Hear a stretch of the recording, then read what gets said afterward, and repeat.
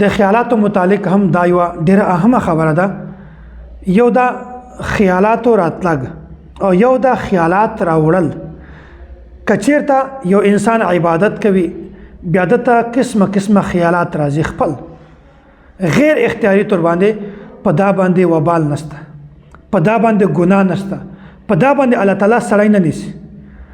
او که چېرته یو کس اراده وکړي چې زه خیالات راوړم، د چا سوچ د په ذهن کې پیدا سو، وسوسه د په ذهن کې پیدا سوه، قصدن هغه خیالات په لمانځه کې کوي یا بل عبادت کې کوي، په دا باندې الله تعالی طرفه نه وبال ده، په دا باندې ګناه ده، په دا د الله تعالی نیسي.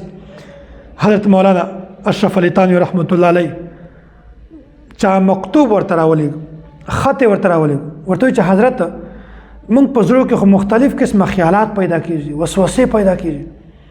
نو حضرت ورته وایي چې دغه کس دا خبرې تپوس نه وکړو چې حضرت دغه څه حال ده، جواب یې څه ده. موږ خو ډېر سخت پریشانه یو، په هر عمل کې وسوسه، په هر عمل کې خیالات. حضرت جواب ورکړ، وایي ګوره یو دا خیالاتو راتلګ او دوم نمبر دا د خیالاتو راوړل. که چېرته غیر اختیاري طور باندې خیالات ترته راشي، په دا باندې الله تعالی طرفه هېڅ وبال نشته، هېڅ ګناه نشته، پکړ نشته پې. او که چېرته ته اختیار سره خیالات راوړې، بیا په دغه صورت باندې ګناه هم شته، سزا هم شته او د الله تعالی د پې نیسي هم. نو فرق یې ورته بیان کړو چې یو د خیالاتو راتګ او یو د خیالات راوړل. که چېرته خیالات خپل راشي، په دا باندې هېڅ ګناه نشته، او که چېرته خیالات قصدن راوړې، په دا باندې ګناه شته. او دغه رنګې حضرت په خپلو ملفوظاتو کې دا خبره لیکلې ده، وایي که چېرته یو سړی لمونځ کوي، عبادت کوي، نو دا لمونځ دا بذات خود مطلوب ده.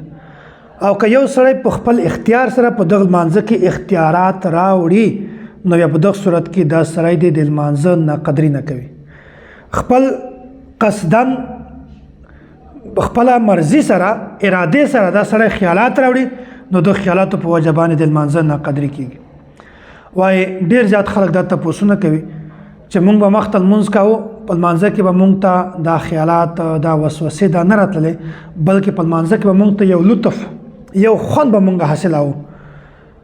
او اوس مونږ چې کله لمونځ کوو، هغه خوند هم نشته، هغه لطف هم نشته، مزه هم نشته، نو داسې لمونځ به څه فایده شي؟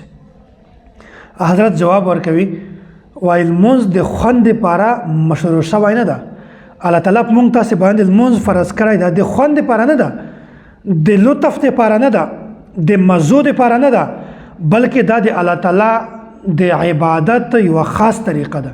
په خاص طریقه باندې مونږ تاسې دغه جسماني عبادت کوو. دا د خوند دپاره نه ده.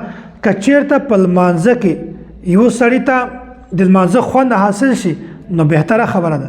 که چېرته یو سړی لمونځ کوي، د لمانځه خوند نشي ورته حاصله، د دغه خوند نه راتلک په وجه باندې د ده په ثواب کې ذره برابر کمی هم نه راځي.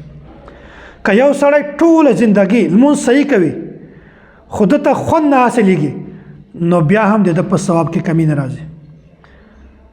اصل خبره دا ده چې سړی لمونځ کوي، دی د دا ته ګوري چې ما لمونځ په دا کې شرایط، په دا کې ارکان، واجبات، دا زه په صحیح طریقه باندې ادا کوم او که نه. که چېرته د سنت مطابق شرایط، فرایض او واجباتو خیال وساتي، په صحیح طریقه باندې د لمونځ وکړي، بیا که ټوله زندګي د ته لطف نسي حاصل، د لمونځ ثواب کې ذره بره کمی هم نه راځي. نو که چېرته په لمانځه کې خوند وي، بیا به یې هم کوو، که چېرته په لمانځه کې خوند نه وي، بیا به یې هم کوو، ځکه چې لمونځ د خوند دپاره مشروع شوی نه ده. لمونځ دا د الله تعالی یو بدني عبادت ده، یو خاص طریقه یې ده چې په دغه طریقه به موږ د الله تعالی عبادت کوو. او داسې که یو سړی لمونځ کوي، عبادت کوي، په دا کې دا سړی ته خوند نه حاصلېږي، بیا هم دی خپل مشقت باوجود هغه لمونځ وکړي، زه نه غواړي چې زه لمونځ وکړم، دی بیا هم لمونځ وکړي، نو دغه انسان ته په ثوابو کې به زیاتوالی میلاویږي، ده ته به زیات ثواب میلاویږي. داسې حضرت مولانا رشید احمد گنگوهی نور الله مرقده دا خبره لیکلې ده، وایي کوم یو کس ته چې په لمانځه کې خوند نشي میلاو، لطف نشي میلاو، مزه نشي میلاو، دی بیا هم لمونځ وکړي. شیطان ورته وایي چې لمونځ مه کوه، دی بیا هم لمونځ وکړي، وسوسې ورچوي، خیالات ورچوي، دی بیا موضوع کې خپل مشقت باوجود نو وای زه دغه انسان ته د دوی خبرو مبارکي ورکوم. اوله خبره خدا ده چې دغه انسان ته په لمانځه کې خوند هم نشته او مشقت ته تکلیف ته ورته او خپل خواهشاتو باندې پښه ایښې ده، د شیطان خبره نه مني، بیا هم د لمونځ کوي، نو په دا باندې به دته زیات ثواب میلاویږي. او دوم انعام دا بیان کړی ده وایي چې کوم یو انسان که چېرته په شوق سره لمونځ کوي، په لمانځه کې دته لطف حاصلېږي، خوند حاصلېږي، بیا وایي دغه یو اشکال په ذهن کې پیدا کېږي چې کېدای شي څوک وایي چې دا کس خو لمونځ کوي د خپل خوند دپاره. هر انسان به وایي چېرته زه لمانځه ته ځم، ولې لمونځ کوم، څرنګه ولې لمونځ کوې، ما ته په لمانځه کې ډېر زیات خوند حاصلېږي. نو دا اشکال د خلکو په ذهن کې پیدا کېږي چې دا سړی لمونځ کوي د خوند دپاره، د الله دپاره نه کوي.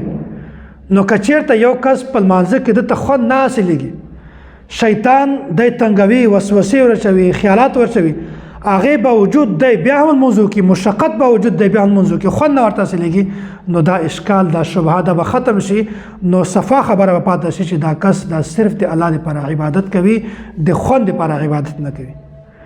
نو په دې وجه باندې به هم دغه انسان ته دا انعام میلاویږي، نو دا مبارکي ورکړې ده چې دغه انسان ته به هم ډبل ثوابونه میلاویږي.